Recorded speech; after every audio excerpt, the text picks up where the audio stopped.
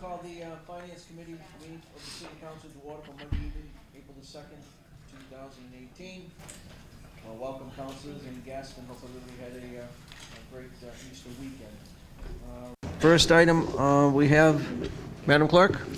Appropriation of the total donation in the amount of $2,090 from Campello Business Association to City of Brockton Police Department SRT Unit. Invited, John Crowley, Chief Police Department. And the chief contacted me on Friday afternoon, indicated that he could not be here this evening. I believe he also sent through the email system as well that he is on vacation, so he is not present. But I believe he did send somebody. We have our good friend up there, and he's here to take any questions we have in regards to this matter.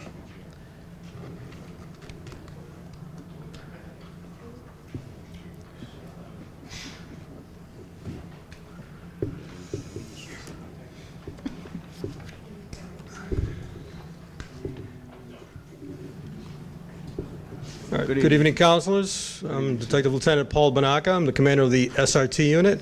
Thank you. And the Campello Business Association, the oldest organization committed to the community, they donated what's known as the money for a ballistic shield.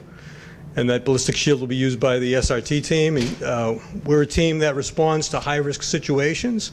And that shield assists in deflecting, let's say, firearm rounds and other type threats to the team. We all know that there's been an increase in the country in active shooters, and that becomes an issue in terms of an elongated event, and that's what the shield will be used for.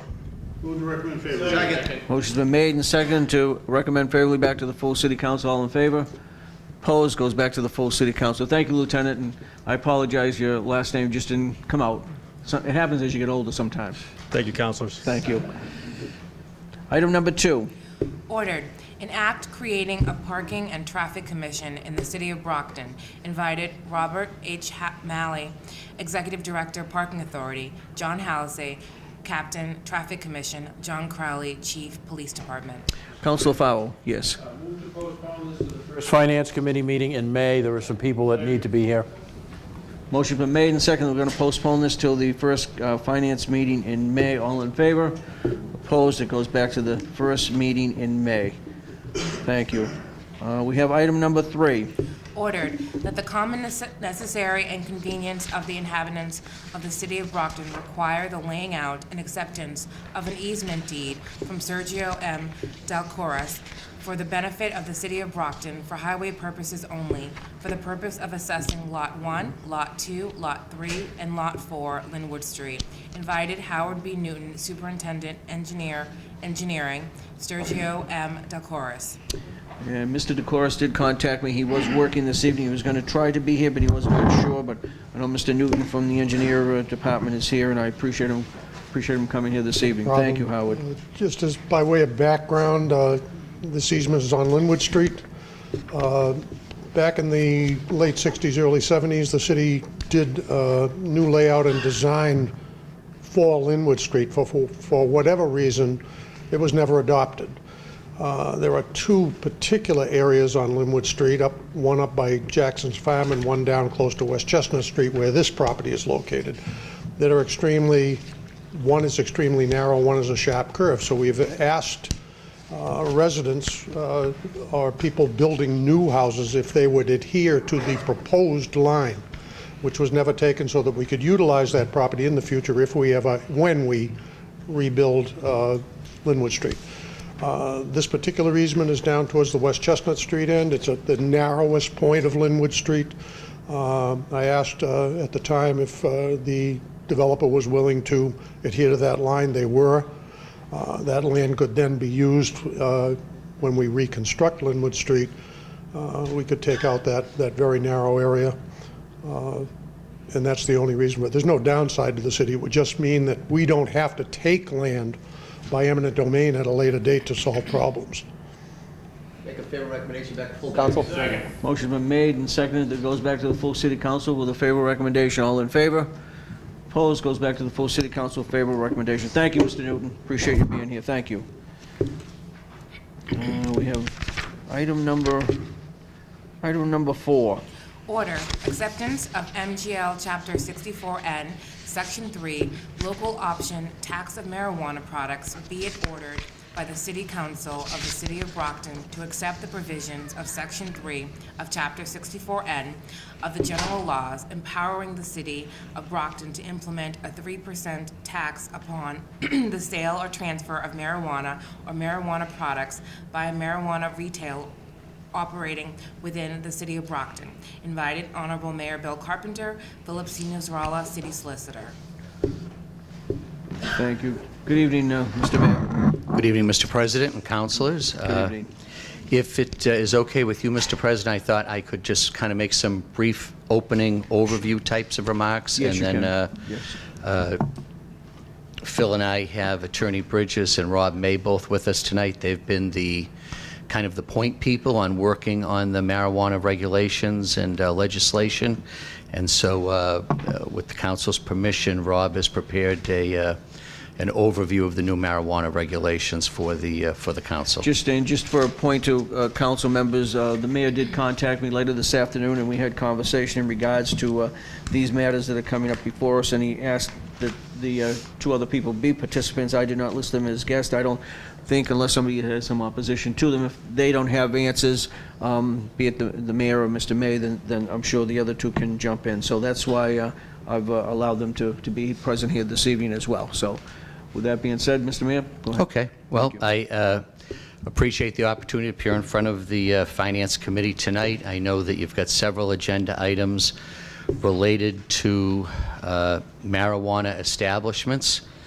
It is clear that is here with the news today. The Cannabis Control Commission putting the marijuana establishment application online, and certain types of applicants eligible to begin applying today. If I could just kind of briefly go back, just from my standpoint, just a quick overview as how we got to where we are tonight. Late December, the Cannabis Control Commission, right after Christmas, issued draft regulations. They're lengthy, over 100 pages. And we knew they were draft regulations, but once those draft regulations were published, the Director of Planning and Economic Development, Rob May, began reviewing those regulations and working on draft proposed ordinances, zoning, and regulations. And that was an ongoing project that he began, and then at some point the law office became involved as he started referring draft documents to them for review. I don't want to speak for the solicitor, but my understanding at the time was the solicitor was reluctant to go too deep into the review portion until the final regulations were issued. We suspected there may be changes. There were public hearings, a lot of debate, governor was involved, et cetera. So the final regulations were not published until March 9th. And at that time, it was noted that there were some significant changes in those final regulations on March 9th from what had been originally put out there by the Cannabis Control Commission at the end of December. Probably the most notable changes were proposals for social club cafes for consumption on premises was eliminated, and provisions for delivery was eliminated. Those were in the draft regulations. They were not in the final regulations.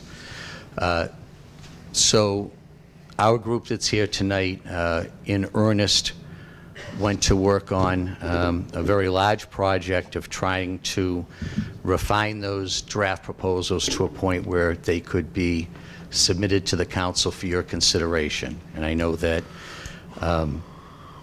in my time as mayor, I think Mr. May has worked on over a dozen different proposed ordinance and zoning changes, and he has always drafted versions of them, submitted them to the council, where the council has usually referred them to the ordinance committee for vetting out in a public hearing and due diligence, and sometimes one hearing, sometimes more than one hearing.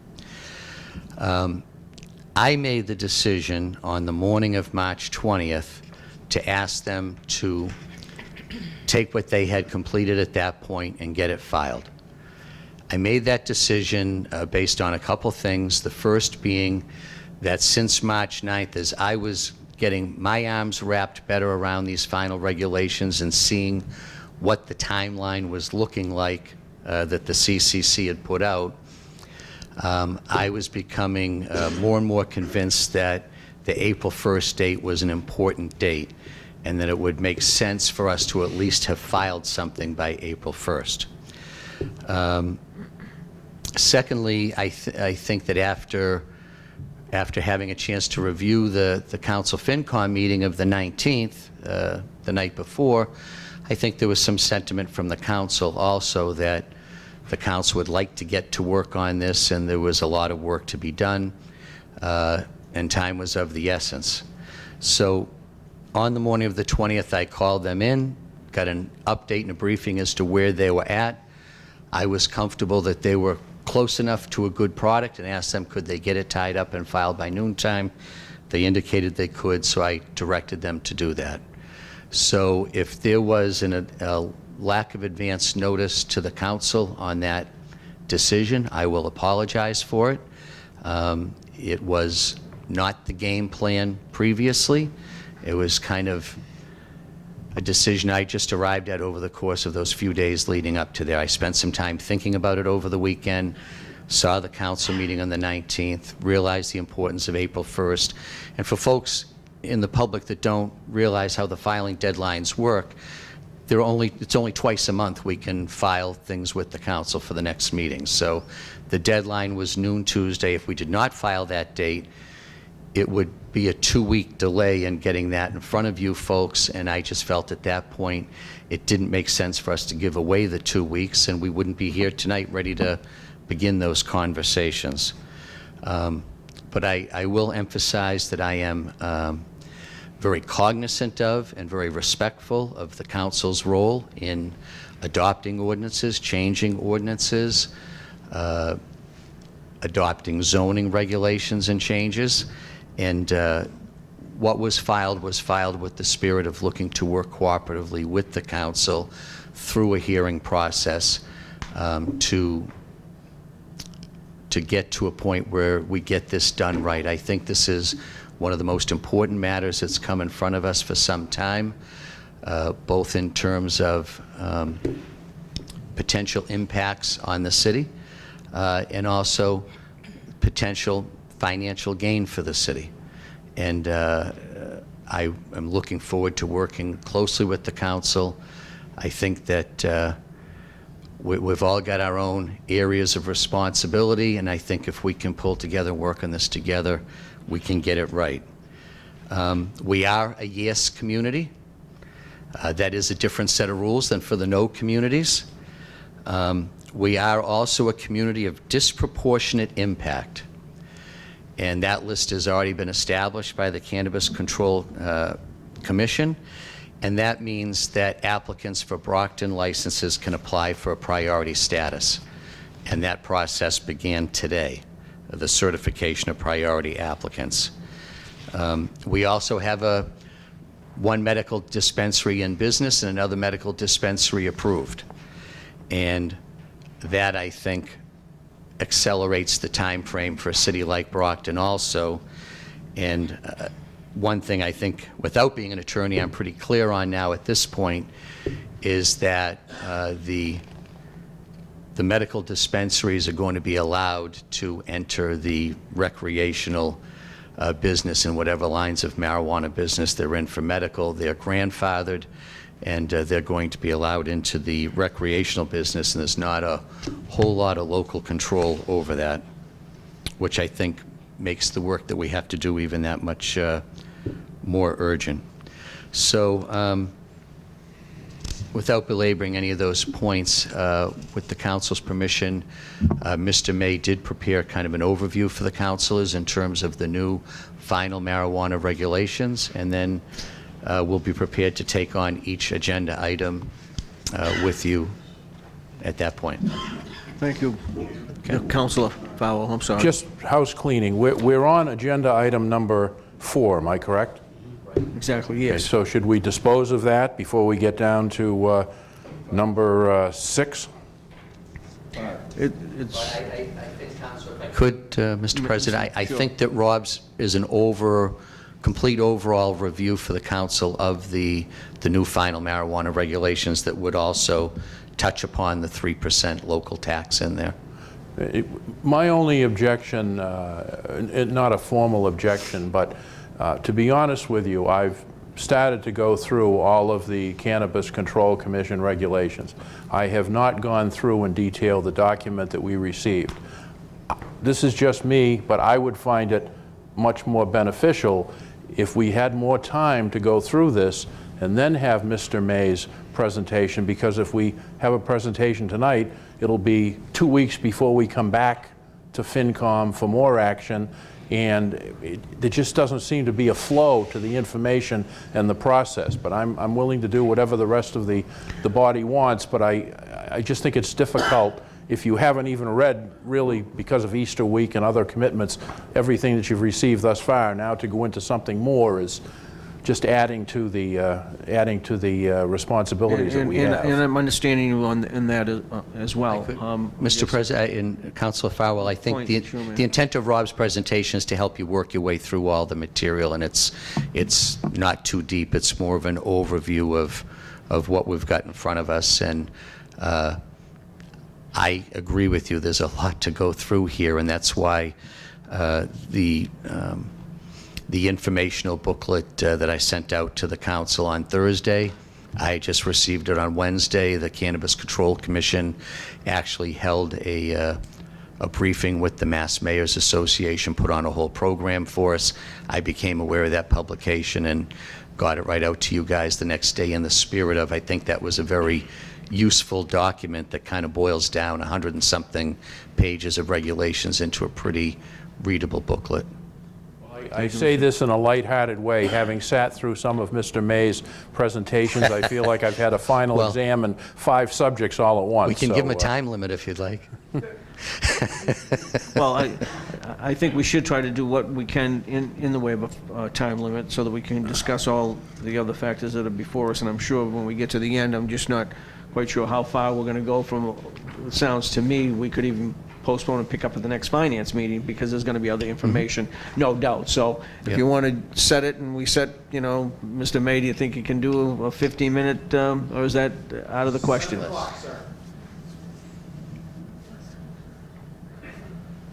We'll set the clock. We'll let it be for 15 minutes. I'll step Is that aside. good, councilors? Is that fine? We'll let it for 15 minutes. Go ahead, Councilor. Before Mr. May starts, I just have and I do appreciate the mayor, and I did get a call from the mayor today, and we talked about this briefly, but, you know, when I was president last year and previous 2 years ago when I was chair of the ordinance, if what the mayor just said, this isn't to you, Mr. Mayor, Oh, it's to okay, I'm Mr. sorry. May, but if what the mayor said, Mr. May, you were working on this or began working on this in December or January, what I'm trying to grasp this, and I can't fathom it, why didn't you, because in the past you did this to Attorney Gilday, why didn't you reach out to our attorney? Because I know you used to reach out to Mark. I sat in on many of these meetings in my capacity as a counselor at large, but I guess that's what I'm trying to question. If you understand the importance of this and the magnitude and you're working with Mr. Nezzarella's office, why wouldn't our attorney have been brought into the fold? That's what I don't understand.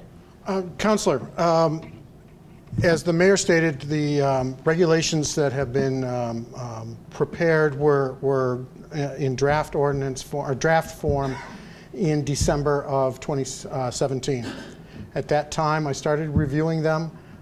There were a lot of policy questions and discussions that needed to be had within our departments and with the mayor's office, with the city solicitor's office. So we had been preparing a series of proposals that would have included city council had we thought that there was enough time to go through a different process. But because the April 1st deadline was rapidly approaching for sales to begin in July of this year. The mayor felt that we needed to submit it to council in that manner. I did that morning email all the information to Attorney Resnick that the mayor had filed with City Council. So Yeah, she but got with all it. due respect, that's after the fact. She What got I it was at the just trying to time it ask was you filed. is, and I guess you answered to me, you didn't think that it was in ready form, but just a helpful suggestion. Going forward, that's why we have our attorney, that's why we pay her. Phil's the city solicitor, and he does a great job. But you know when Mark Gilday, Judge Gilday was our attorney, you had an open communication with him. You have that with Attorney Resnick. So to say you gave it to her the morning of, it's unacceptable. But it's already been done, so we need to move We forward. discuss things internally before we submit it to anyone else, whether it's you or the attorney. I'm not saying you don't, Rob. What I'm saying is it would have been common We weren't ready courtesy. to submit. Okay, Rob. I didn't think we were ready to submit. Let's go, Mr. Chairman. until- Let's move on. Thank you. Points have been made, so we understand what direction we go from this point, Mr. May, I'm sure. Does this still work? Can you, I've got to run my own AV, I'm sorry. All right. I'll give you 15 and a half minutes. What happened to the light? Are we going to be able to see? Power people? No, I'm not. Nick, could you pass those out? I'll stay here because it's easier. No, it must have gone off. Sorry, the bulb's warming up right now. So, adult use of marijuana, obviously, question 4 was passed in November of 2016. In July 2017, the state made amendments to the ballot question that establishes more regulation and gets the communities much more involved. And then finally, in March of 2018, the final regulations were published. As the mayor said, we are a yes community. Therefore, as a yes community, there are certain things that we are allowed to do by right and some things that we cannot do without having a general vote of the community. The state regulations, I want to dive into a little bit. First off, we should all note that no one under 21 can enter or be employed by a recreational marijuana facility. Well, the one caveat to that is that if you have a prescription registration card, you may enter a recreational retail facility to buy under that prescription card. But those people, of course, are all registered with the state and controlled by the state. Another important fact is that the ownership and management all have to pass a Corey background check and be fingerprinted. All staff need to be registered with the the Cannabis Commission. There need to be written operating procedures, including a security plan. The staff needs to be trained heavily, both on being a responsible vendor and requirements for handling marijuana. And if you look at the regulations, I sent that out to a lot of people, the state regulations are extremely tight on how this product is going to be regulated. Marketing and advertising requirements. First of all, we should know that there are no pot symbols or colloquial references. Prices have to be marked. There needs to be health warnings. There's no samples or giveaways. There's no marketing to those under 21. That includes no cartoon edibles, no gummy edibles, things like that. There's also significant labeling. You can see the state has this, contains THC and not safe for kids. There's other labeling requirements in the state regulations also. There are incredibly detailed inventory control requirements and record keeping. Marijuana facilities also need to have liability insurance. There needs to be a waste disposal plan. Anybody that's doing transportation of marijuana products, their vehicle needs to have a GPS attachment to that.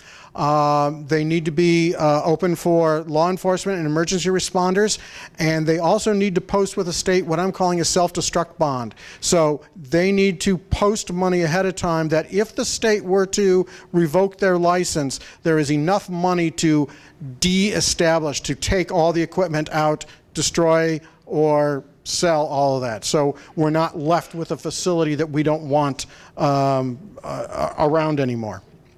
There are incredible security requirements also. There's limited access areas. Nobody is coming in and out of these facilities, especially the non-retail facilities, without being registered with the state. There are requirements for alarm systems with video, distress alarms. There's intense incident reporting requirements. They have 24 hours to report things to the commission. And there's also security audits that are run by the Cannabis Control Commission. Marijuana establishments must also have a host community agreement, and they must comply with all the local regulations, including zoning. And I write et cetera because there's over 100 pages of requirements that the state has put together. The state has established several different categories of licenses. There's cultivation, manufacturing. There's 2 hybrids, which are craft cultivation, cooperative, and micro business, neither which of those can sell to the public. There's testing, which they also call licensed laboratory. There's transportation, research, and finally retail, which is a storefront operation. They also authorize the cities that they can, if they choose, to put a 3% tax on gross sales of a retail establishment. The city shall also have a host community agreement, and the agreement cannot be for more than 3% of the gross sales, and that includes between, as I understand it, it includes between marijuana establishments. So when something moves from a cultivator to a manufacturer, or a manufacturer to a testing laboratory, or a retailer, there's multiple points of contact where the host community agreement comes into play. What we can do without voters' approval is that we can establish regulations that govern the time, place, and manner of adult uses and marijuana accessories. However, we cannot prohibit the conversion of a treatment center to an adult use facility. We can limit the number of marijuana retail establishments to not less than 20%. The idea is that and then we can also restrict adult use marijuana establishments that we find are public nuisance. So after somebody becomes a public nuisance, we can restrict those establishments. We can establish reasonable regulations on signs, and we can also establish civil fines for violations of our ordinances. What we can't do without voter approval is prohibit one or more type of marijuana establishment. We can't limit the number of marijuana establishments to retail establishments to less than 20% of the number of packaged alcohol sales, and we can't limit the number of adult use marijuana establishments to fewer than the number of marijuana treatment centers. Right now we have one registered dispensary that is open and one that is waiting in the wings. Adult use, there are priority applications, and that is the April 1st deadline that we have been talking about. So registered marijuana dispensaries and economic empowerment applicants, which includes communities like Brockton, can apply for certification beginning today, and then the application, the full application is available on the 16th of April. The state has a 3-packet application process. The first is there's a application of intent. In that application of intent, they have to show site control. Either they own the property or have a lease or an option to buy that property or option to lease that property. They have to have a host community agreement, and they also have to conduct their community outreach meeting. A community outreach meeting is is required to be posted 7 days in advance. They need to mail to abutters within 300 feet, but it is an open meeting for the public for them to explain their establishment, what they want to do, and more importantly, answer questions from the public. There's also a background check packet and a management and operations packet. Management and operations packet goes into very detailed information about their security plans and protocols and how they're going to handle materials. So applications obviously began today for the RDAs and for the economic empowerment, May 1st for cultivation, co-op, micro-business, and laboratory, and then June 1st for retail and manufacturing. Brockton's proposal, what we have proposed is to establish a local adult use license. We want to limit the number of licenses, of retail licenses. We want to, are requesting that there be adopted a 3% local sales tax. We are talking about the negotiating host community agreements and then regulations that were referred to zoning. On licensing, we want to, we believe you should establish a local license that mirrors the state process. We think that the local licensing authority is the License Commission. We also think that there should be annual license fees and a local license application fee. The Brockton regulations that we had proposed are based on Massachusetts regulations. They're very similar, almost verbatim. The one thing that we didn't include are the background checks. The state's going to be doing the background checks. It might just be easier for us to stay out of that process since the state is being so thorough.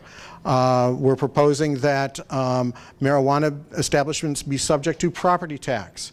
This is important because a medical marijuana dispensary is required to be a not-for-profit corporation.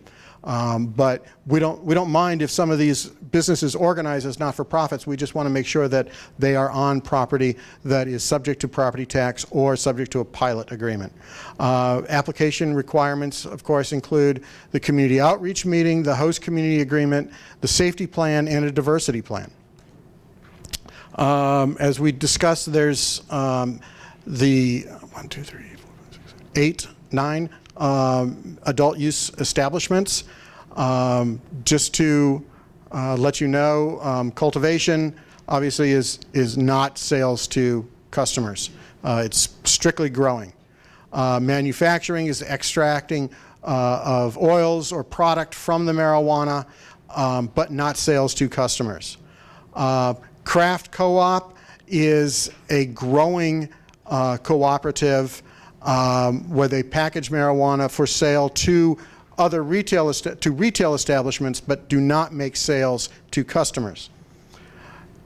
Micro business is a smaller, all-inclusive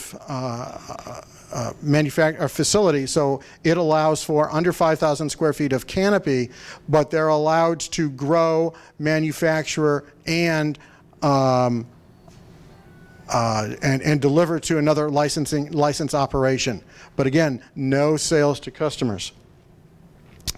Testing laboratory, obviously, it is a laboratory certified by the Cannabis Commission to analyze marijuana. Delivery and transportation, I should say, does not include home delivery. Transportation in a third-party transporter is somebody who solely takes marijuana from a grower to a manufacturer, a grower to a testing facility, a manufacturer to a retail facility. So some people will, it is possible to just be a transporter. And it's also possible for a grower to expand into transport so that they're moving their own product.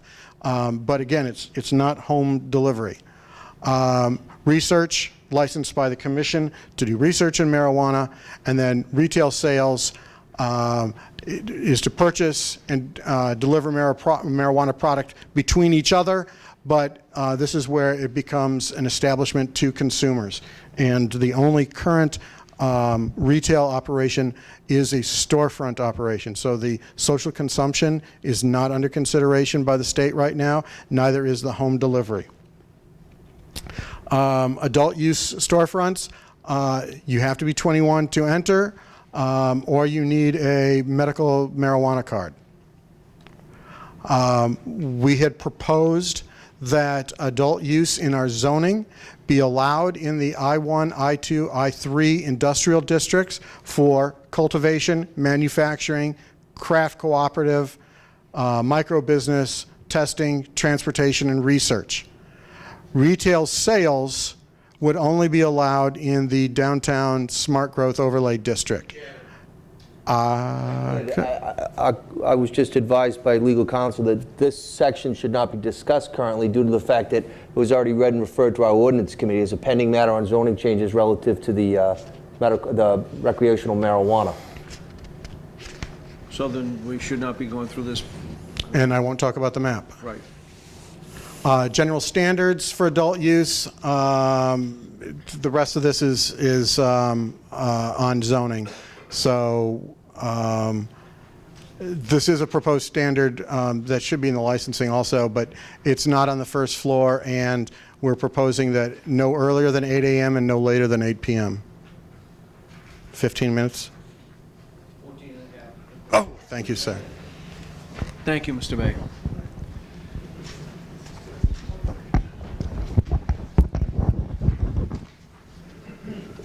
Obviously, we're still on.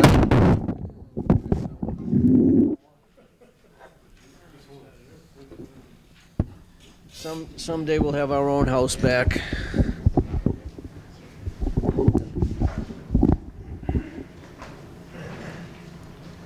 Does anyone have any questions, Councilor Lewis? I think, Councilor Farwell, we actually right now are only on number 4, which is pretty much a cut and dried. I have 1 or 2 questions on that. Other than that, it's pretty cut and dried. Then I think we can move forward on other things. I mean, we have, right now, and I think you did a good job giving some leeway for the presentation because we need to, but right now we have one pretty cut and dried item in front of us. I think we should discuss that, move forward on that, and then we can get into, Whatever. the rest of that is not in front of us right now. Right, exactly. So, does anyone have any purposes? Favorable on item number 4. And on the motion, I would just, On the motion, I Councilor. guess it would be the city solicitor. I just could answer a question on that. I think I know the answer, but I just want to make sure. So under the state, Well, if I can preface my remarks before you ask the question.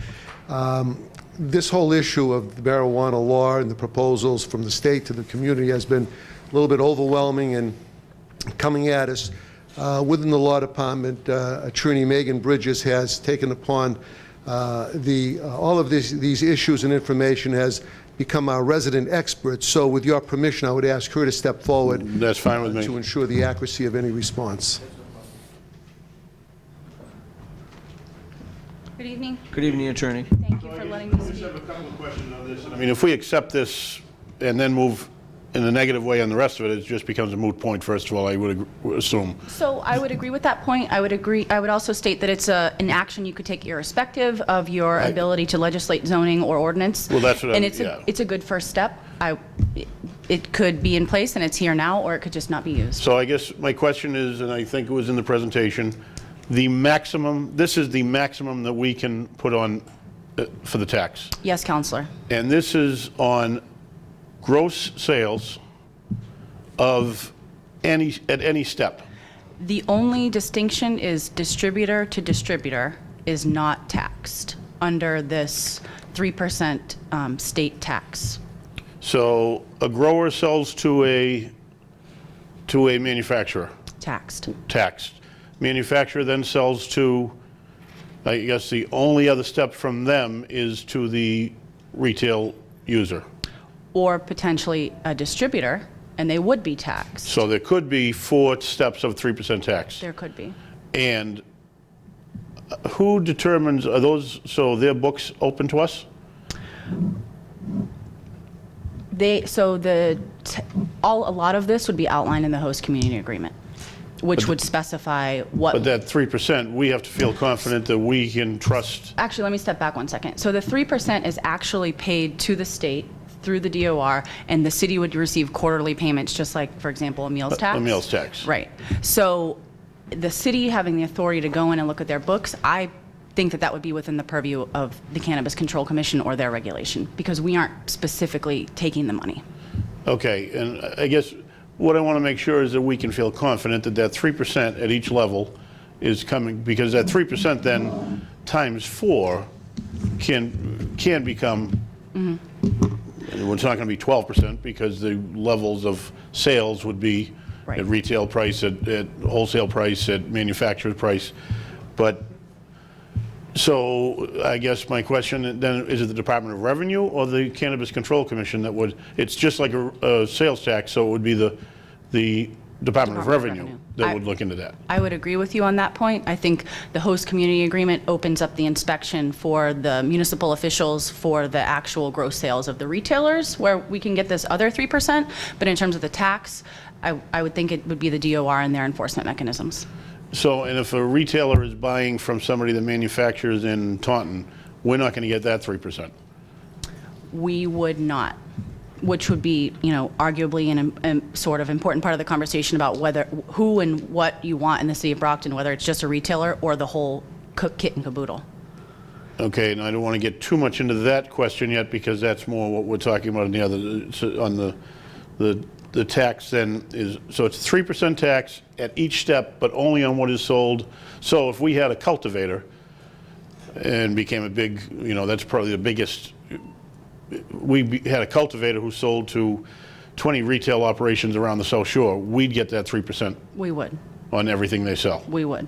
As long as their business operated within the city of Brockton, they were licensed as they should be. Part of the licensure is establishing, your site location and your right to be there. So if the tax would originate here, it would flow to us. Okay. Thank you. Thank you, Mr. Chairman. Thank you, Council. Anyone, Councilor Castro?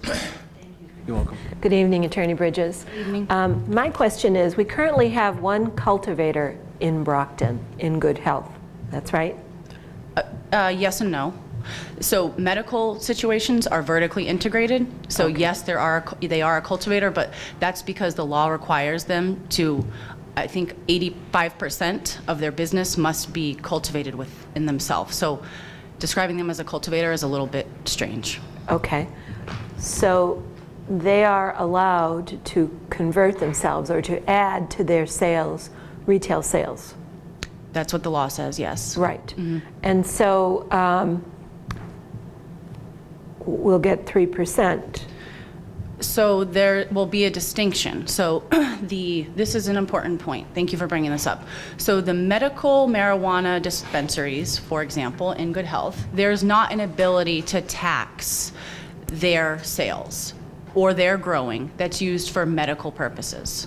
There is an ability, if they choose to convert or operate simultaneous operations, to get the tax from their retail operations. They may be just a cultivator. I'm not sure what's going to happen with them, but if they had a retail operation and it made sense if they were a grower, then we would be able to capitalize on that. Okay. And currently, they are a not-for-profit corporation. They have to be under the regulations for medical marijuana. Correct. But if they're selling in the retail market, they have to pay real estate taxes. Part of the regulations, they specifically state that you have to be organized to do business within the Commonwealth in sort of a partnership or some type of legal entity that's not a not-for-profit. Okay. It's specified. And who monitors this fuzzy distinction between medical, now they want to do retail, or they have the right to do retail? So I'm not sure it's a fuzzy distinction. The RMDs, that's what I'm just going to call the medical places, just so we're on the same page.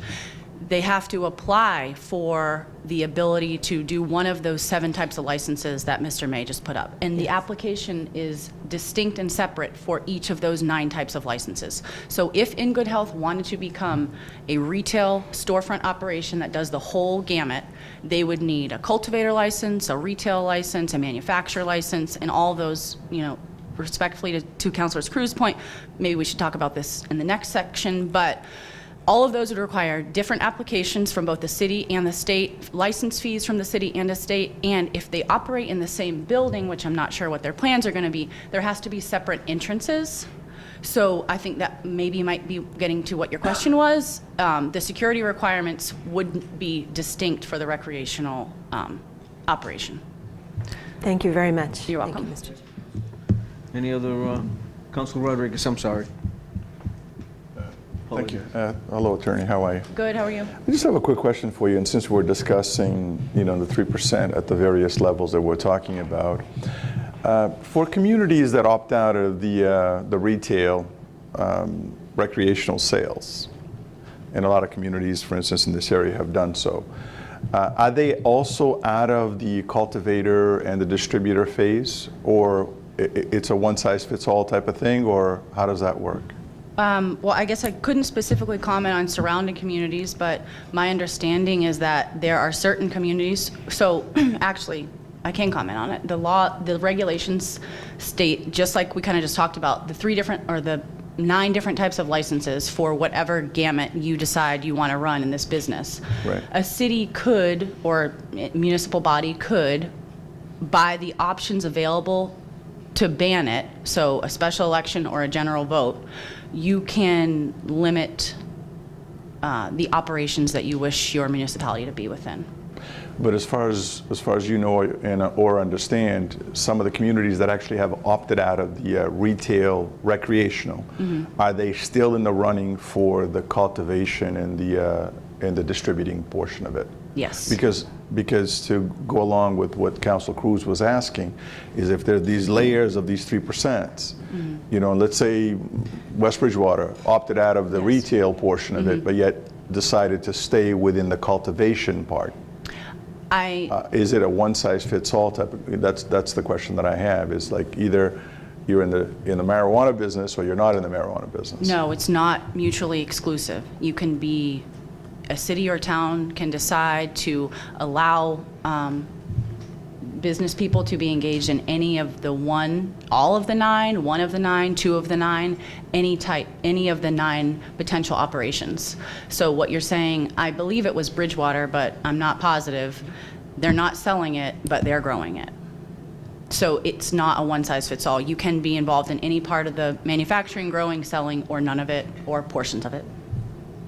Is that helpful or not? Yeah, it is, but at the same time, because I can just see it now where some of these surrounding communities are all in the growing business and inundating the city with their product, in the sense, and they're still making their 3% because they're selling their product, and technically all we're stuck with is the 3% from the retail side of things. Well, potentially 6% because of the host community agreement. Right, but I'm saying, but the layers that we were talking about, where Council Cruz was saying it could actually be around 12%, but in reality, if surrounding communities are actually coming at us from the different side of things, it's not also, can we, do we have any remedies in terms of doing exactly that? Can we basically say, we would prefer that our growers buy things locally, or some of the other things that actually kind of would, I mean, you guys are laughing about this, but it's some serious stuff. I mean, if all the surrounding communities of Brockton decided they wanted to become growers, it's going to hurt the growing business in the city at the same time, because they don't have the headaches that come along with the retail piece of things. So that's the reason why I'm asking that is there some language, does the state allow some language to be put into place where you favor a particular grower, or give some special licenses or whatever to people that actually do business in the city? I guess I would just respond with saying my research indicates that none of the surrounding cities and towns, except Bridgewater, are involved in cultivating. Okay. So there's that point. Now, there are a lot of town meetings coming up, so, and there are votes on plenty of them, but it's not happening in a lot of places to that point. Secondarily, yeah, I don't know that preferential host community agreements, because, the host community agreement has to be in place before someone could come here, but there's a lot more to marijuana than just the retail and just the growing. There's 7 things in between, and those all require different licenses and would potentially bring people here, despite the cultivation that might occur in Bridgewater. Okay, thank you. Any other questions, councilors, on this particular item here? What's the wishes of the council? Council Cruz? It's been made and seconded. Move favorably? I did. Motion was made and seconded? Okay, motion was made and seconded to move favorably to the full city council. All in favor? Opposed? Goes back to the full city council. We're on item number 5, Madam Clerk. Order, medical and adult use marijuana establishments host community agreements, be it ordered by the City Council of the City of Brockton pursuant to MGL Chapter 94G, Section 3, Subsection D, and Chapter 369 of the Acts of 2012. The City Council of the City of Brockton authorizes the mayor to negotiate, execute, monitor, and enforce compliance of a host community agreement between the city and a marijuana establishment or a medical marijuana treatment center seeking to operate or continue to operate in the City of Brockton. Invited, Honorable Mayor Bill Carpenter, Philip C. Nasrallah, City Solicitor. Mr. Mayor?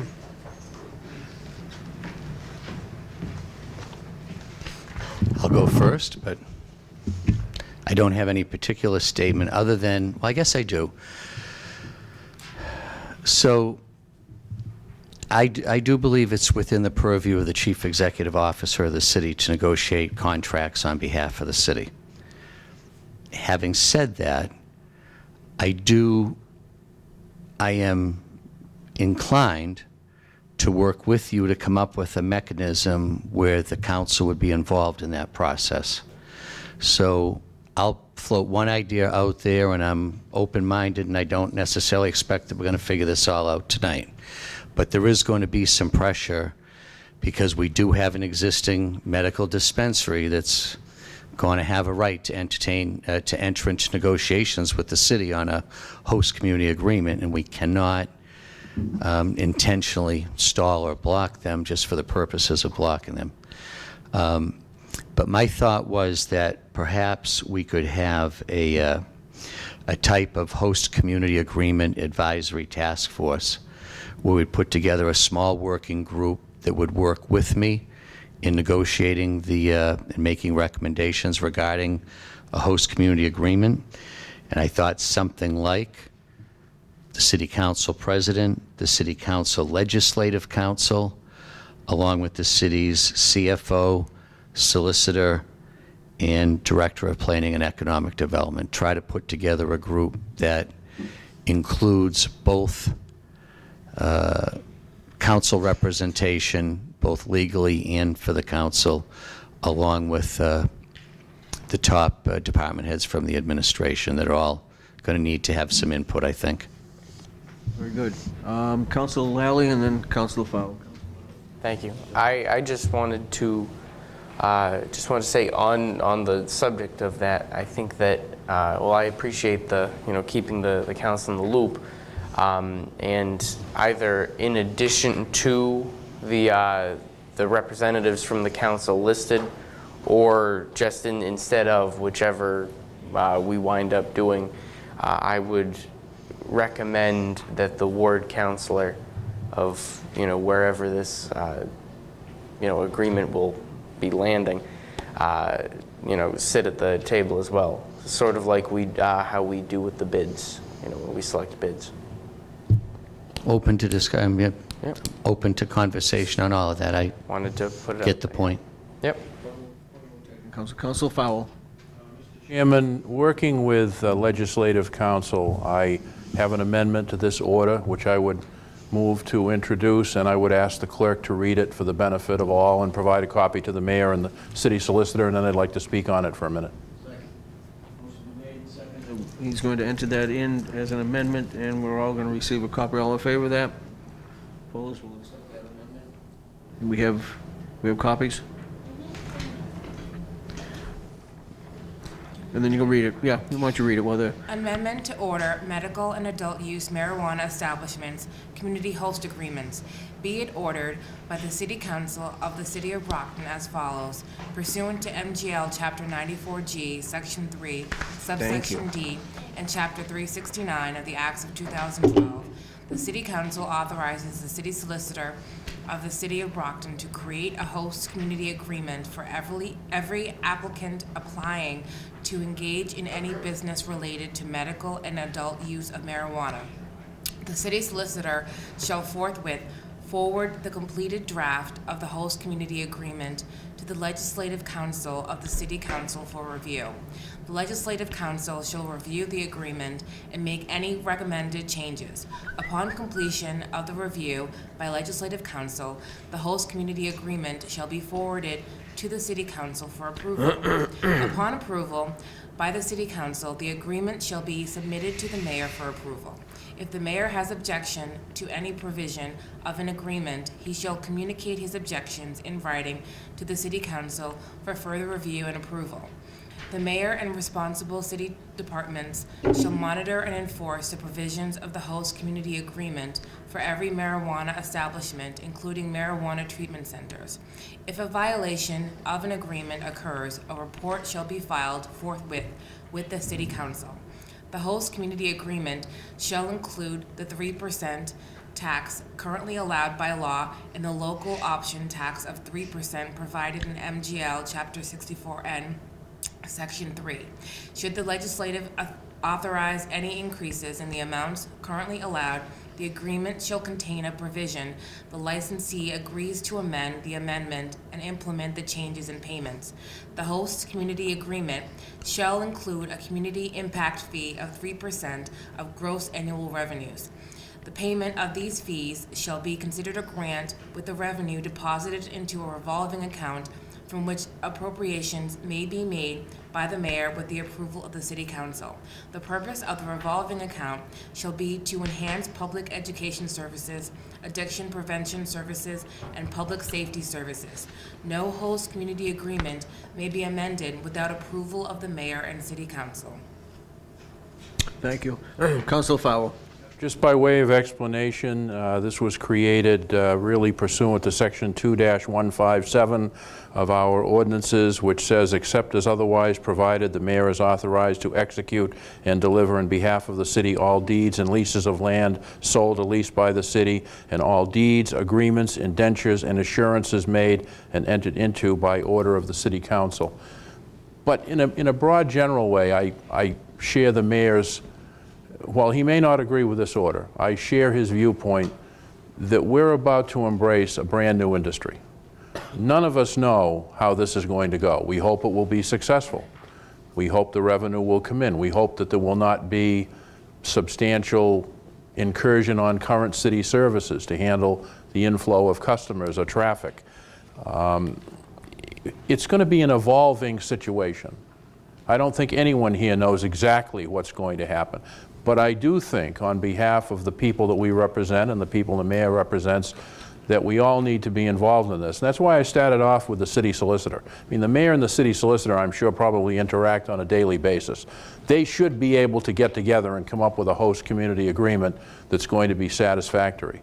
But just to make sure it is, and to have another level of review, I wanted it to go to our legislative council and then to us. Because I think the more people who have eyes on this, particularly since we are in uncharted waters, the better off we're going to be.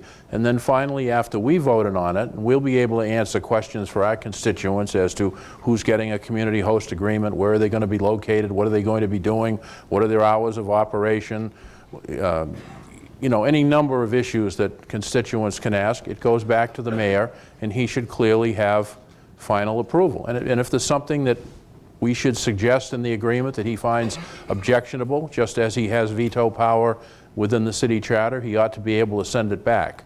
But I will tell you that, and I'm not a libertarian, but concentrating too much power in one person, and this isn't directed at the mayor, it's directed at anyone who may be mayor while this industry evolves. Concentrating too much power to write, negotiate, execute, and then enforce a contract. Putting all of that power in one person, I don't think serves democracy well, and I don't think it serves the city of Brockton well and our residents. So with that spirit in mind, this is offered. I would ask our legislative counsel, who has had some interaction with Attorney Bridges, if there is some law that prevents the City Council from being involved in approving community host agreements, I would certainly ask that this be postponed and we do some more research on it. But I do feel that we should be involved. We need to keep our eye on the ball. And this is my way of doing it. If someone else has a better way, I would certainly be open to that. But I don't think any mayor, now or 5 or 10 years from now, should be the sole person to handle this industry. You know, we see what goes on in Washington with the corrosive influence of lobbyists and power and campaign contributions and pressure, and I don't want that to happen here. I want this to be successful. I want it to be well run. I want the business regulations to be adequate to protect the interests of our residents and the business people who will operate, who are going to make substantial investments in this industry, in this community, and for that reason this was offered. And if there's anyone that has questions, I would certainly try to answer them, and if Legislative Counsel wants to comment, because I truly appreciate all the work she did on this on Friday and Monday, I would defer to her. No, I Attorney think Nestor? part of the discussion needs to be, so I know that there are, Councilor Sullivan? I want to commend the mayor for proposing an advisory board that would be inclusive. I think that makes sense, and Mr. Lally, I think, was on point. But I also want to thank Mr. Farwell relative to this. I mean, ultimately, we're going to have to postpone this matter tonight. We need to vet this out. We need to be able to try to make it more finite. Now, as someone that's been on the city council for a while, and Tim and I came in at the same time, you know, there's certain parameters that we as a legislative body have. If there's a contract that talks about appropriation, it has to come to the council. If it's a contract for a certain amount of years, it has to come to the city council. But again, I think Councilor Fowler hit it on the head relative to uncharted waters, because this is so new. And ultimately, you know, we have our attorney, we have Attorney Bridges that are working. I got an email today. I mean, they've had face-to-face interactions, which is really, really positive. But I think, you know, ultimately we can talk about this tonight, but I'm going to make a motion to postpone it, because it can't be finalized tonight, because we don't have all the information that we need, legal, business, and the like. So with that being said, I just wanted to offer that, Mr. Chairman. Thank you. Thank you, Councilor. Are you making a motion to postpone? I'll hear from the mayor again. No, I didn't make a motion. Go ahead, Mr. Mayor. So, to Councilor Sullivan's point earlier about, and again about communication with the attorneys for both Legislative Counsel and the City Solicitor, I agree completely with that. I think as we work through this stuff over the next number of weeks, that we be committed on both sides to be an open flow of communication between Legislative Counsel and the City Solicitor's Office, because I think that there are going to be a lot of legal questions that can get hashed out for us without having to do it during a public meeting, that a lot of these things can be figured out ahead of time. I think that I think a postponement does make sense. I've only had a chance to see this for a couple minutes, but I think I have a couple issues with things that I think can be tightened up. I don't think the 3% tax can be specifically tied into the host community agreement. I think the state regs are very clear that the 3% tax and the 3% impacts in the host community agreement are handled separately, they're accounted separately, they're dispersed separately. I also believe that in the state regs and also the House bill that's pending right now, the state is going to prescribe some pretty specific requirements as to how we handle the host community agreement impact fees. So my understanding of what's there right now is that those monies would, the 3% tax comes back to us from the state like tax money. The host community agreement money would be required to go into a separate revolving type account that would be subject to appropriation. So I think to one of your points, Councilor Farwell, it would not be one person having all the control of this, because that money would come into a revolving account, subject to appropriation. So like any other money that we spend, an appropriation would have to come up to the council. The council would have to approve the appropriation. So I think that one thing, when I went to this meeting the other day with a couple of the CCC commissioners, and then when the legal counsel afterwards, was emphasized over and over and over to us that municipalities have to be very careful that they don't try to enact any local control that conflicts with the state regulations. You've got to be aligned with the state regulations. You can't trump a state regulation with a local ordinance or regulation. So I think this is where the additional research piece would be important, because I actually think that there are, and there will be, language will be tightened up, that the state's going to have some very specific regulations as to how the money comes in and how the money gets dispersed. But I believe the way it's set up is into a separate account. Money can be carried over to the next year, but it can only be spent by appropriation and only on the specific impacts that are mentioned in the host community agreement. And I think you mentioned some excellent ones. I think we're all concerned about the same things. I'm concerned about public safety. I'm concerned about educational and prevention programs for children. I'm concerned about money for services to people that are suffering from addiction. I think there's a lot of impacts here on the city that can be addressed with this money. But I think we've got to really review it carefully to make sure that it's in alignment with state regulations. Go ahead. Yeah. Go ahead, Councilor I Fowler. agree with you, Mr. Mayor. I would say that the reason I indicated a revolving account is that the original order filed made no mention of that. And so I thought it was important to include that.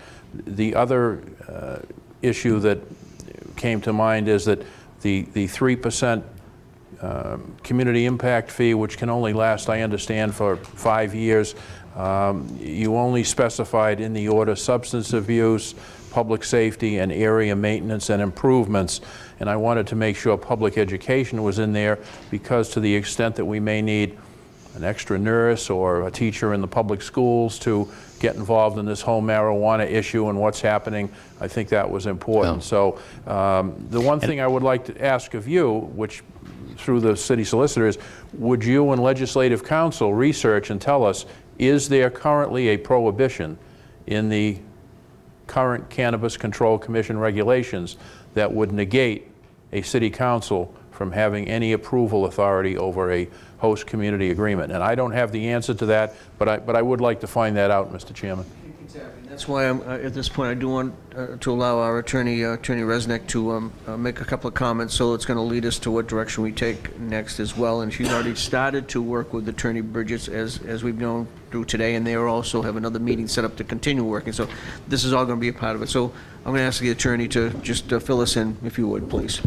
So there's nothing in the Cannabis Control Commission regulations that prevent the city council from being involved in the host agreement, but it has to do with the executive function of the mayor in his office and the legislative function of the city council. They're two distinct purposes that they serve. Obviously, the legislative body is to create ordinances and to create those regulations, whereas the mayor in his office is the executive to execute contracts and agreements relating to that. What this order did not have, and what the proposed order does not have either, is an anticipation. I guess that's not where our discussions went, but for how long these host agreements are to last for, because that can impact the city council's involvement with that. So if it's for a year, then perhaps some of this language would defer to the mayor, but if it's for host agreements to exceed a period of 3 years, that can open the door for the city council to be involved, because these agreements do not anticipate any sort of appropriation. But it's not prohibited by the 100-page regulations. It's just the form of government that is operating in the city of Brockton. Through the chair to you, would you both take a look at that section 2-195 and see if that has any applicability at all? Of the city ordinances? Yes. Yeah, so that was communicated to me, but from Attorney Bridges, so we just haven't yet had discussions on it, but they're aware of that language as well. Well, again, thank you for your help, and thank you to Attorney Bridges as well for spending time with you. Any other question pertaining to this one here? I think Attorney Bridges has a comment. Are you all set? You're all set, okay. Attorney Bridges had a comment. Attorney Bridges, yep. Just tap me on the shoulder. And I'm kind of taking this out of order, but I just can't sit up there any longer, so I need to just make a clarification on the taxes. To your question, Councilor Cruz, Rodriguez, and Councilor Nicastro, the 3% local option that you voted on is for retail sales only.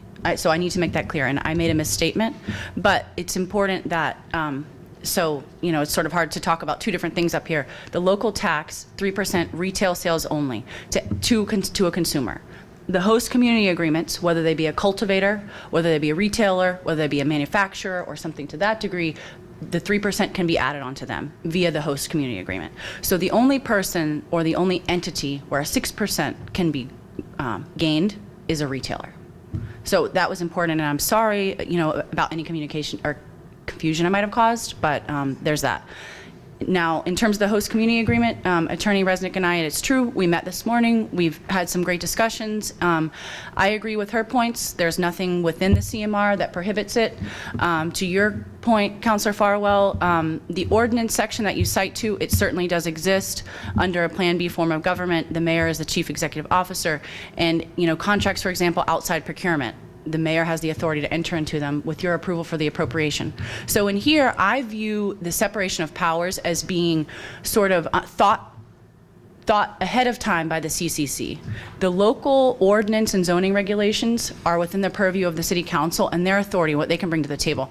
And the host community agreement, hopefully it's a collaboration, but that's sort of under the executive function. So that's where these two things have to kind of come together and meet from my perspective.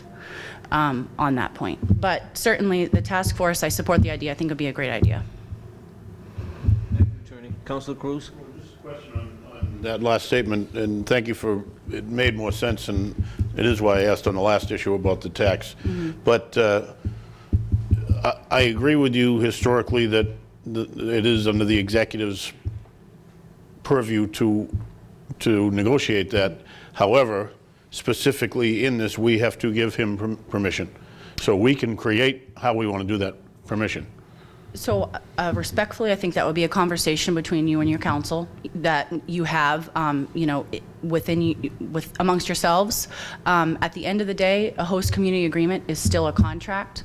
There are copious amounts of case law supporting the fact that a contract is to be, and it can't be dictated by the legislative body. Correct, but under the, unless I'm wrong, and I certainly haven't read 100 pages, otherwise we don't need to even have this order the way you're talking. I would agree. So you think we don't even need this order? I do not think it's necessary. I think it's important and helpful here. And I commend Councilor Farwell for bringing it up, because I do think that collaboration is important on this topic, but there's nothing, to me, I don't see the host community agreement as any different form of contract that the legislative body has no authority on other than appropriation. Point of information, under our form of government, we would if it's more than 3 years. Correct. So if a Thank host you. agreement, attorney was correct, it's Yes. not defined as of yet. You would think that in the wisdom of the collective elected officials here, it would be a long term so that it's locked in. So I would respectfully say that if it was 3, 4, 5, 6 years in term, absolutely we would have authority on that. So. My Thank you. apologies. No, My apologies. You're 100% correct that if it's longer than less than 3 years, definitely, but I also think just something to consider while this is on the table is, because it is so new, something like a 5-year span, which is the outside limit, might be cautionary. And just as a point of information, in all of the agreements that I think both Attorney Bridges and I have reviewed, they've all been 1-year host agreements. So I understand that there is maybe perhaps interest in the city council, but a lot of towns right now are starting with a 1-year host agreement. They don't need to be. They don't need to be, no. There's nothing that prevents it. The license is for a year, I guess anticipated to be for a year, so that's the other part of it, is that the license and the host agreement would go hand in hand. But the towns that have at least entered into host agreements for medicinal facilities have anticipated a 1-year host agreement. So let me ask you a question then, and this is all legal, and you guys are all attorneys, I'm not. So let's go to our current, we have a host agreement with In Good Health. How long is that for? It's 1 year. And does it automatically renew? It's 2 years for that one. I'm not familiar with it. We weren't involved. The city council wasn't involved. Okay, so I guess my question is, we've got an industry moving into town. I mean, now you're opening a can of worms that isn't what I was looking to discuss. And I'm the minority on this, that I do think that it's difficult to, the legislative body, to negotiate. You have to come to a table and say, this is what we came back and forth on, and generally only one entity can do that. But you now opened up a can of worms in my head. So In Good Health, that 2-year contract, 2-year host agreement, when that 2 years is over, can they walk away with, is it every 2 years it has to be negotiated? So a couple things. The new regulations speak to RMD dispensaries. RMDs are going to come within the purview of the CCC this year. Right now, they're under Department of Public Health. And whenever the regulations were initially sort of put out for these RMDs, the host agreement hadn't really been vetted or thought through that well. So that's what has been the culmination of information from from medicinal to recreational. So there is legislation right now that is pending to protect the current community host agreements. It's pending. It's pending. Yep. So theoretically, at the end of the 2-year In Good Health, or we start with new, Joe's marijuana shop, and he gets a, let's say we go to a 2-year. At the end of that 2 years, he could say, no, I'm not doing that anymore.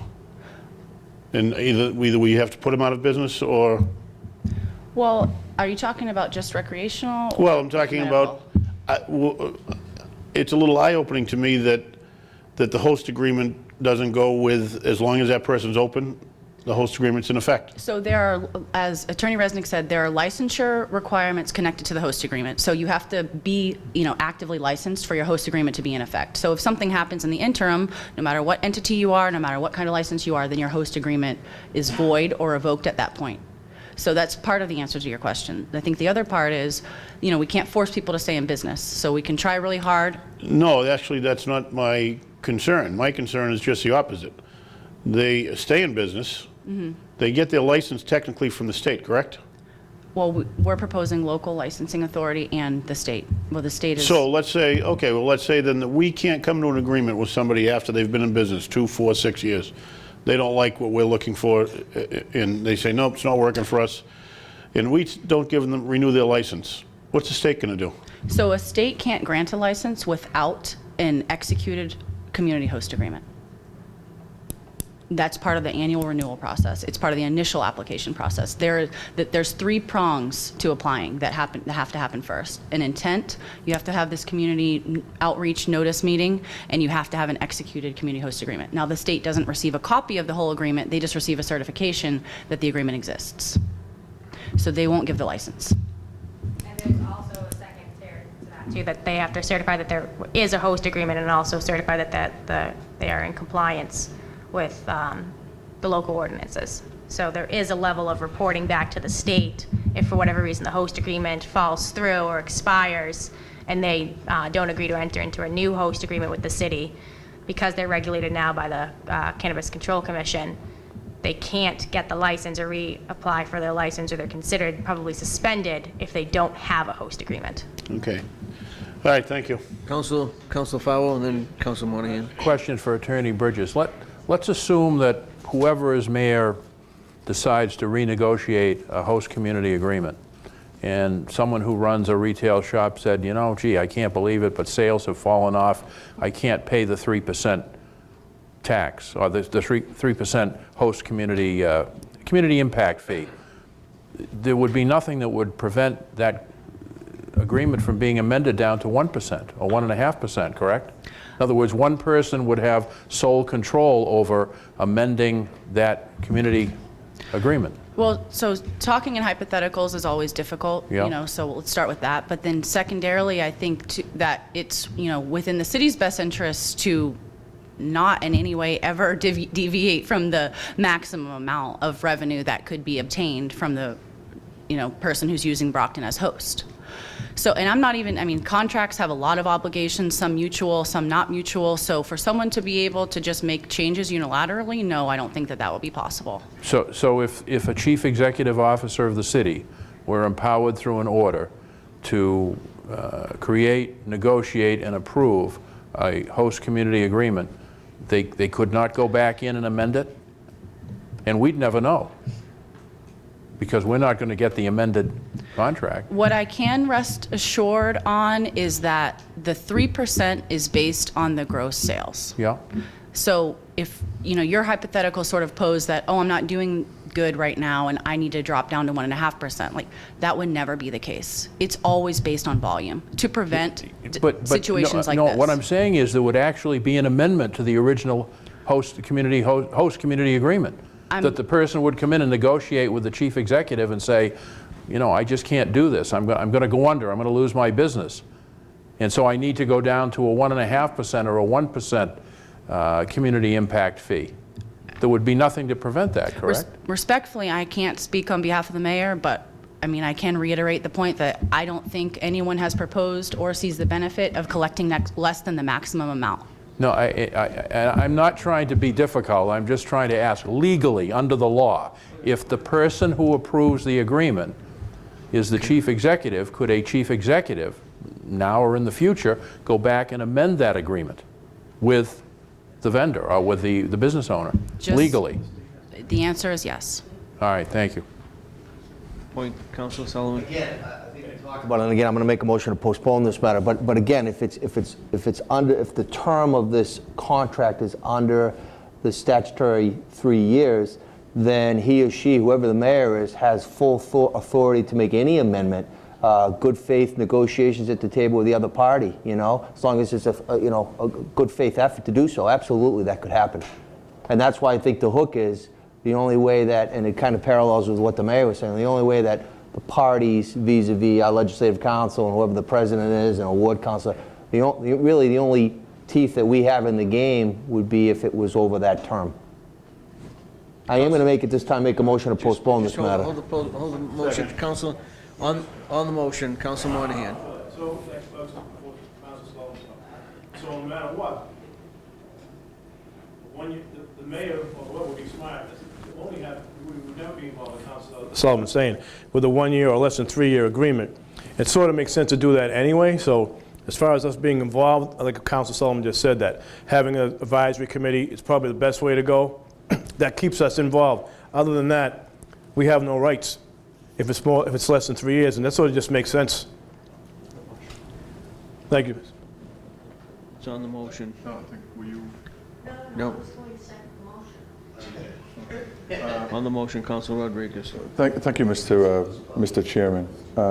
My question is, frankly, I actually have two issues here. One, if and nothing against the mayor or the administration or the executive powers, but if the state is the one that licenses these institutions, and the mayor is the one that actually enters into an agreement with these institutions, what's the sense of having an ordinance that dictates anything at all if that, no matter what we do, no matter what we say, technically it's the decision of the mayor along with the state, and the state is satisfied with that host agreement? What's the sense of us even wasting our time going through putting some ordinances in place if the ordinance actually has no teeth? Because the decision is made by the chief executive officer. On the other hand, I understand that we do not have the authority to negotiate contracts or anything like that, but I sit on public safety, and often we are approached by places of that deal with automotives in terms of licensing garages, licensing retail auto sales. So I actually am a little confused in a sense because, precious metals, for instance, is another one, secondhand. It's done through the council. So why is it that the council can do certain things and then we can do other things? Especially when it comes with an issue that is as of a hot button as this particular issue is going to be, because I can see it now, a year down the road, just like with the issues of taxation in the community, the council is the one that actually is held up against the wall saying, why is my taxes going up? So, are you scratching your eye? Is that what you're doing? You? Oh. Fixing his eyebrow. He's putting it back on. Just like in those particular issues, this is going to be a hot button issue in terms of who gets the license, where it's going to be located, how it's going to be done, and all that other stuff. And if this body doesn't have much of a say on this particular thing, and frankly, from listening to this, I actually don't think we do. We can say and put whatever we want to put on the ordinance, but the final decision is not ours. If the mayor wants to enter into an agreement with a particular entity, I think it's actually out of our hands. You know, so if that's the case, why even go through the whole motion of doing this, an ordinance and all? Not any different than what we did with the medical marijuana, to be truthful with you. We had no, am I right or wrong, to a point? I mean, it was the same, but anyhow. Council Monahan. To Council Rodriguez, through you. On the motion. The host agreement isn't an ordinance. Our ordinance, we're going to make the decision on the ordinances. But the zoning, we have that power. But I'm just saying is that the host agreement is not an ordinance, or it's his, that's his job, other than if it's over 3 years. So we wouldn't have that anyway. But we have the power, but the ordinance that we're making, where these are going to go, where are they going to be zoned? It's going to be downtown, whatever. That's our power. So I think, you know, I mean, if I'm wrong, I'm wrong. But I mean, that's pretty. I mean, through the chair, I just wanted to. Yeah. I moved the previous question. What's that? I made my motion. Yes, there's a motion on the table. Second. And I move the previous question. Means To you have to vote. postpone, and we'll send it back. It's coming back to the full city council in the first finance and. Motion was postponed to the next fight.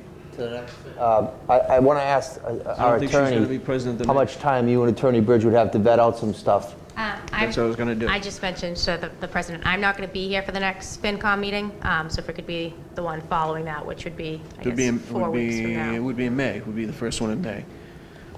That's the form of my motion. The first FinCom in May. Motion's been made and seconded to postpone to the first FinCom in May. All in favor? That our legislative council will be giving us updates relative to their Exactly. attorney-client, but, yep, thank you. All in favor? Opposed? Comes back to us the first finance meeting in May. Next item. Order, adult use marijuana establishments, licensing and regulations. Invited Honorable Mayor Bill Carpenter, Philip C. Nasrallah, City Solicitor.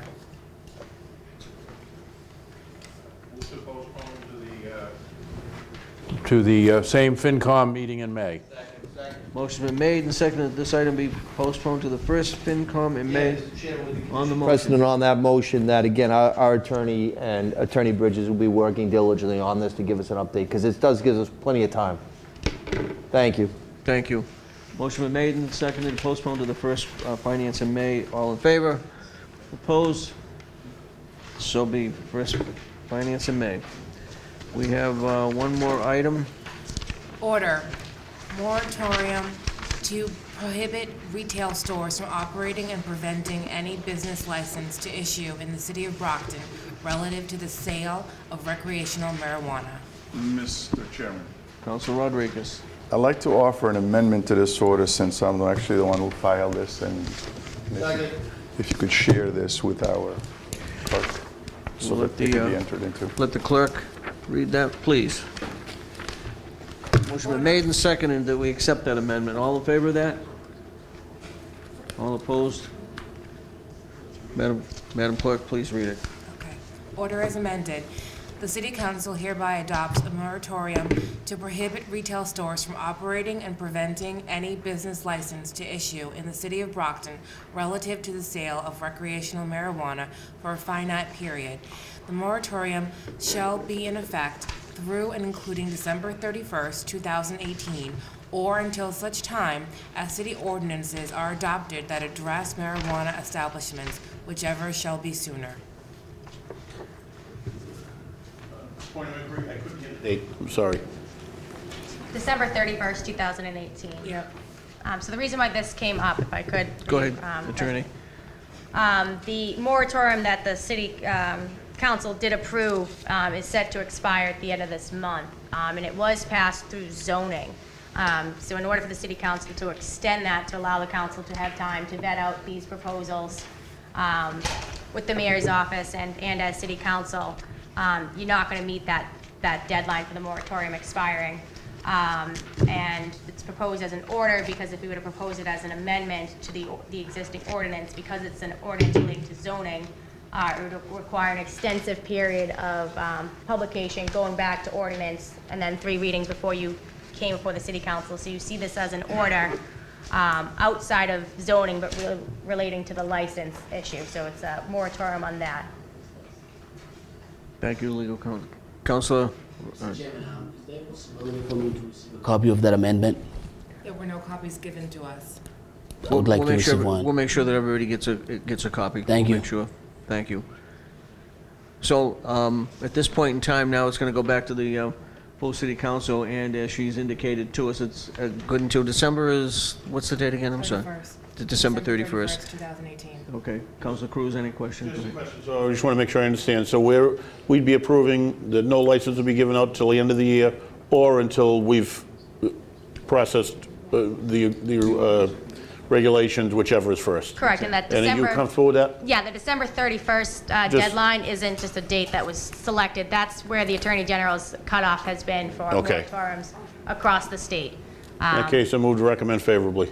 Second. Motion's been made and seconded to recommend favorably back to the full city council. All in favor? Opposed? Goes back to the full city council. Any other? Councilor Fowle? Personal privilege. Sure. I think my colleague, Councilor Rodriguez, raised an interesting question.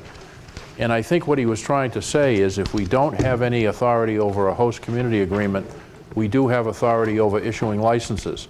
So I guess the question is, who issues the license for a recreational marijuana or dispensary? And do we decide that through ordinance, or is that decided through state law? And I'd like to have that answered by our meeting in May. I think that was a very valid point. Yeah, sure. No, we can't. Can't right now. Can't right now. Anything else to come, Councilor Azar? Moment of personal privilege. Yes, you may. Thank you, Mr. Chairman. This Wednesday, so in a couple of days, right here at Brockton High School, April 4th at 7 p.m., we're having the world premiere of the music piece composed by the award-winning composer, Randy Klein, and performed by our very own award-winning Brockton High School Advanced Concert Band. So the piece is called Brockton. I hope everybody will come out. The concert band is directed by Mr. Vinnie Macrina, and they really are amazing. They put on a great show. The tickets are only $4 right here in the auditorium. So hopefully everybody will come out for the world premiere of Brockton. On another note, we have an accounts committee meeting coming up Wednesday, April 11th at 5 p.m. at City Hall in the basement. I also would like to mention to save the date for Keep Brockton Beautiful, which is Saturday, April 21st. And last but not least, we had our new single stream recycling program and trash program start today with the new barrels that have been distributed. Many people have gotten their barrels. I believe DPW is still distributing the barrels throughout the next few weeks, I believe. This week was week B, so people whose streets are listed on week B, they were able to put out their recycling barrels and get them recycled. There have been some comments. I heard many of them, and one of the biggest concern was the size of the trash barrel. And I just want everybody to know that that is the barrel that everybody was supposed to use all these years, because it is set by ordinance. People were complaining about the size, but we do. Brockton does have the Brockton trash bags, which are only $1. Some of the surrounding towns, I know I have family who pay $3 a bag, so it's still a very good price for the trash. So if people have excess trash, they can put them in the green Brockton bags. And as always, please use the city website, which is filled with information. It's the city website is the Brockton. Let me see. I know I wrote it down here for you. Brockton. recycling.ma.us. It's our city website. It tells you what week you are for recycling, and you know, any questions you have with city events are listed on there. And as always, please call the DPW or the recycling center down, and they're more than happy to help everybody. So thank you. Thank you, Mr. Chairman. Council Cruz, you're welcome, Council. Privilege. Yes, you may, Council. Just want to remind everybody, we talked about it last week, but a great representative of Brockton is out down in Georgia for us all this week. Great representative of the first responders, firefighters, and police in Brockton, Matt Paziali. Even if you're not a golfer, the Masters is great to watch, but let's all watch it and cheer for Matt. He played today to practice round with Rory McIlroy. It's an exciting thing for the city of Brockton, and I hope all of you watch it. And good luck to Matt. I hope he makes the cut, and he's a great representative for the city, so thank you. Good luck to him. And everybody did receive a messenger over the weekend. I believe there was a bidder for the elevator. Am I correct, Mr. Mayor? I believe somebody did bid, and the process has begun to research that particular bidder, so hopefully we'll have everything starting into play very soon. So that's good news to hear. Councilor Beauregard. A personal privilege, Yes, please? you may. Okay. There's a lot of good things that go on in downtown Brockton, and there was two Saturday.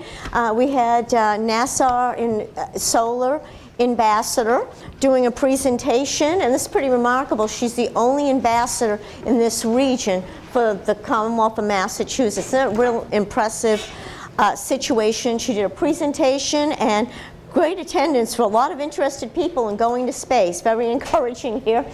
And on another note, a couple of blocks away, the award-winning concert chorale for the city of Brockton High students were performing at Messiah Baptist Church. It was open to the public, and they won 2 gold medals 2 weeks ago at the all-statewide how would I say it, competition. So we have a lot of impressive stuff going on here, and I'd like to commend our schools, as usual, for all the great stuff that they do. Good job as always. Thank you. Anything else? Council Sullivan. The NASA ambassador is Pat Monteith. She's a Ward 1 resident here in the city of Brockton.